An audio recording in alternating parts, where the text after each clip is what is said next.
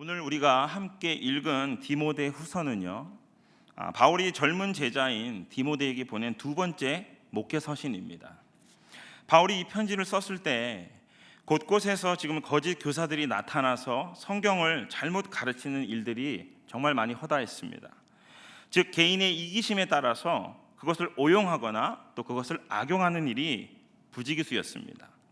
그래서 바울은 디모데가 이와 같은 거짓 교사들의 이러한 꾀임에 넘어가지 않도록 당부하기 위해서 이 디모데 후서를 쓴 것입니다.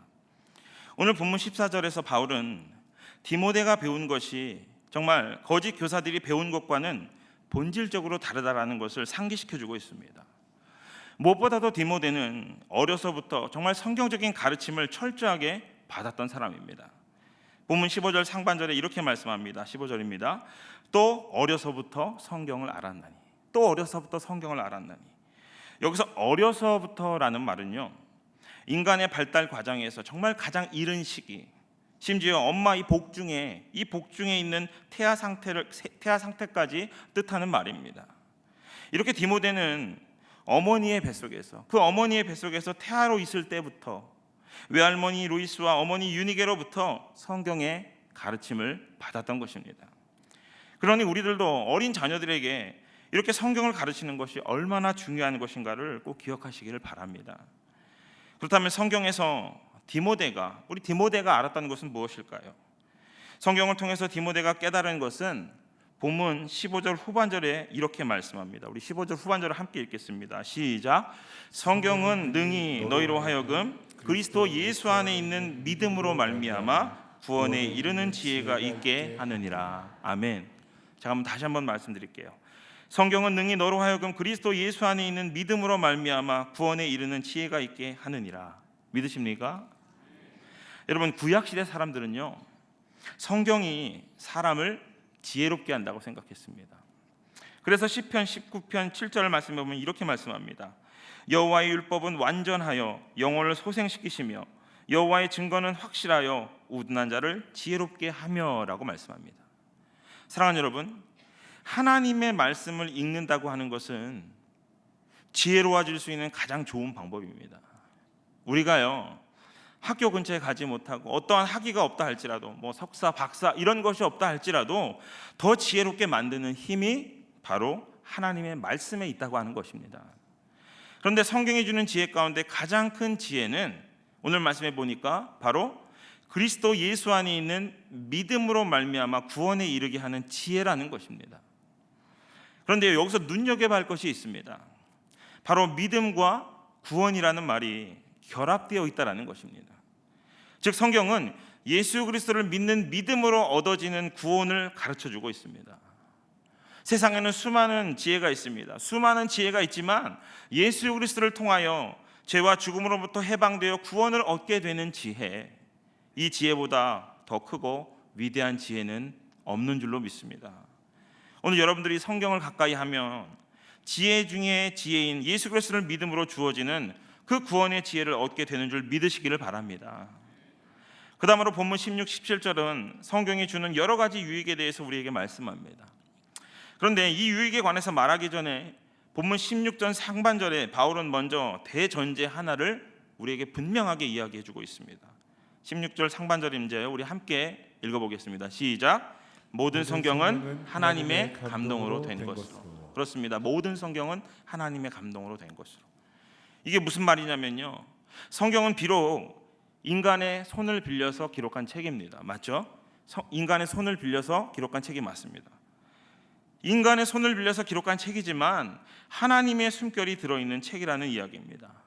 즉 하나님께서 감화감동시켜서 기록된 책이라는 것입니다. 이것은 인간이 하나님께서 불러주신 대로 기계적으로 기록했다, 이런 말이 아닙니다. 하나님의 숨결이, 하나님의 영이 성경을 기록한 사람들의 마음속에 역사하셔서 하나님께서 우리가 원하시는 뜻을 기록하도록 도와주셨다라는 그런 말씀입니다. 그러므로 성경의 궁극적인 저자, 궁극적인 원천과 권위는 전적으로 하나님께 달려 있습니다. 이것은요, 하나님의 숨결을 받지 않고서는 성경을 쓸 수 없기 때문입니다. 하나님의 영을 떠나서 성경이 태어날 수 없기 때문입니다. 여러분, 성경을 기록한 저자들이 아무리 똑똑하고 유능한다 할지라도 하나님의 뜻과 그 하나님의 구원의 계획이 없었다면 성경책 자체를 만들 수 없었기 때문입니다. 그렇다면 성경이 우리에게 주는 구체적인 유익은 무엇일까요? 우리 본문 16절 후반절입니다. 함께 읽어보도록 하겠습니다. 함께 읽겠습니다. 시작. 교훈과 책망과 바르게 함과 의로 교육하기 유익하니. 첫 번째로 성경은 교훈, 다시 말하면 가르치기에 유익하다는 것입니다. 여러분, 성경을 우리가 읽다 보면 우리가 믿는 하나님이 어떤 분이신지, 그리고 우리는 누구인지, 그리고 우리가 어떻게 해야 구원받을 수 있는지 구체적으로 가르쳐주는 책이 바로 성경입니다. 혹시 인생에 대한 가르침 받기를 원하십니까? 가르침 받기를 원하세요? 저만 쳐다보지 마시고 가르침 받기를 원하십니까? 아멘. 그렇다면요, 성경으로 돌아가시기 바랍니다. 바로 인생의 모든 의문에 대한 해답이 성경에 있는 줄로 믿으시기를 바랍니다. 두 번째로 성경은요, 책망하기에 유익합니다. 잘못된 가르침, 잘못된 교육, 잘못된 행실에 대한 책망과 비판도 있지만 성경책보다 그런 모든 것들을 비판하고 책망하기에 성경보다 더 좋은 표준이 이 세상에 없습니다. 우리가 죄를 짓고 실수할 때 이것을 비판하고 책망하고 바로잡아주는 책이 바로 성경입니다. 우리가 흔히 그런 이야기를 합니다. 좋은 약이 나와야 되는데 좋은 약이, 그렇죠, 좋은 약이 입에 쓰다. 여러분들 잘 기억하실 것입니다. 성경은 때로 나에게 듣기가 거북할 정도로 날카롭게 내 자신을 지적할 때도 있지만 우리 영혼을 위해서 좋은 약이 된다는 것입니다. 그러므로 성경이 주는 책망을 언제나 달갑게 받아들일 수 있는 우리 모두가 될 수 있기를 주님의 이름으로 부탁을 드립니다. 거기에 우리가 진정으로 살 길이 있기 때문입니다. 세 번째로 성경은 우리를 바르게 하는 데 유익합니다. 우리를 책망하고 비판도 하지만 우리를 바른 길로 인도해 주신다는 것입니다. 중세 카톨릭의 신학이 병들었습니다. 그리고 나쁜 신학이 되어서 수많은 영혼들을 파멸시키고 있을 때 이 마틴 루터는 성경을 통해서 바른 길을 찾을 수 있었습니다. 성경을 때론 우리들에게 이단에 빠질 때 바로 잡아주는 표준이 되기도 하고 방향을 잃고 헤맬 때 길을 찾아주는 나침반의 역할을 하기도 합니다. 길 잃은 밤 배를 인도하는 등대와 같은 역할도 합니다. 그러므로 우리가 잘못된 길을 걸어갈 때 그 굽은 길을 바르게 규정해주는 최고의 규범이 바로 성경인 줄 믿으시길 바랍니다. 또 네 번째로 성경은 의로 교육하기 유익하다고 말하고 있습니다. 여기서 말하는 여러분 의라고 하는 것은요, 하나님과 올바른 관계를 맺는 의미를 갖고 있습니다. 그런데 그것은 우리 인간 스스로 결코 할 수 없습니다. 우리 힘으로서는 하나님과 올바른 관계를 맺을 수가 없습니다. 그래서 하나님의 외아들인 예수님께서 이 땅에 오셔서 우리를 위해서 십자가에 달려 돌아가셔서 하나님과 우리의 관계를 새롭게 회복시켜 주셨습니다. 그 주님을 믿고 우리가 고백할 때 그때서야 우리는 의로워지고 하나님과 올바른 관계를 맺을 수 있습니다. 또한 이것은 하나님과의 관계뿐만 아니라 이웃과의 관계도 우리가 의로운 관계로 회복할 수가 있습니다. 왜냐하면 거기에 죄인이 의롭게 되는 방법이 나와 있기 때문입니다. 마지막으로 성경은 우리로 하여금 하나님의 사람으로 온전하게 하며 모든 선한 일을 행할 능력을 갖추게 한다고 말씀합니다. 여러분, 성경을 읽으면서요, 악에 빠진 사람은 없습니다. 성경은 항상 우리를 선한 길로 인도합니다. 그래서 하나님의 사람으로 온전히 자라서 성장하고 성숙하게 만듭니다. 악한 세상 속에서 선한 사람으로 살 수 있도록 우리를 인도해 주십니다. 우리가 성경을 읽고 이렇게 연구하고 묵상할 때 하나님의 말씀이 우리를 바로잡아 주는 것입니다. 그래서 온전한 사람으로 우리를 서게 하는 것입니다. 물론 우리는 연약합니다. 그러나 우리는 그리스도 때문에 선한 일꾼으로 살아갈 수 있는 능력을 얻게 되는 것을 믿으시기를 바랍니다. 여러분, 성경이 이렇게 좋은 것이라면 우린 당연히 그 말씀을 읽어야 합니다. 성경 말씀을 알아야 합니다. 성경을 공부하고 연구하고 묵상해야 합니다. 그리고 또 우리의 실제 생활 속에서 그것을 적용할 수 있어야 합니다. 이 일을 위해서 우리는 가을학기 LMC라는 이름으로 성경을 연구하고 그리고 공부하는 것입니다. 모두가 기쁨으로 참여하셔서 정말 귀한 말씀을 통해서 여러분들의 신앙이 넓어지고 깊어지고 성숙하는 그런 기회로 삼아주시기를 주님의 이름으로 소원합니다. 사랑하는 사랑 믿음의 성도 여러분, 말씀을 마무리하기 전에 예화 하나를 소개해드리고 싶은데요. 이러한 예화가 있습니다. 인도에서 아주 유명한 깽단 멤버 중에 라마다라는 사람이 있었답니다. 그는 그의 동료 깽단 멤버들과 함께 어느 집에 들어갑니다. 어느 집에 들어갔는데 무엇을 하러 들어가냐면 강도짓을 하려고 들어갑니다. 강도짓을 하다가 그 집의 탁자 위에 성경책 한 권을 보게 됩니다. 그는 성경책을 보는 순간 이런 생각을 하죠.